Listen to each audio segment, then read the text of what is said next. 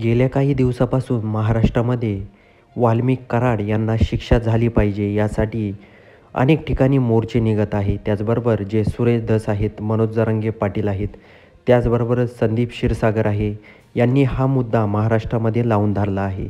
त्यामुळेच आज काल अनेक ठिकाणी मोर्चे निघाले आहेत. त्याचबरोबर पुण्यामध्ये काही दिवसापूर्वी मोर्चा निघाला. परभणीला देखील मोर्चा निघाला. त्याचबरोबर बीड, परळी अनेक ठिकाणी मोर्चे निघत आहे. कारण जे आमदार आहेत सुरेश धस असो किंवा संदीप क्षीरसागर असो, यांना वाटत नाही की गृहमंत्री देवेंद्र फडणवीस हे संतोष देशमुख यांना न्याय देतील म्हणून.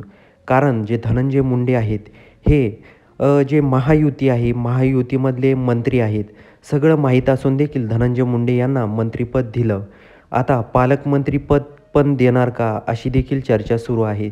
त्याचबरोबर यांच्या विरोधार्थी सुरेश धस, मनोज जरांगे पाटील यांनी काही दिवसापासून जे धनंजय मुंडे आहे यांच्यावरच निशाणा साधला आहे. त्यांनी म्हटलं आहे की धनंजय मुंडे याला रस्त्यावर देखील फिरू देणार नाही. कारण तो जो करतोय चुकीच्या पद्धतीनं करतोय. आमच्या मराठ्याच्या लेकराला न्याय मिळाला पाहिजे.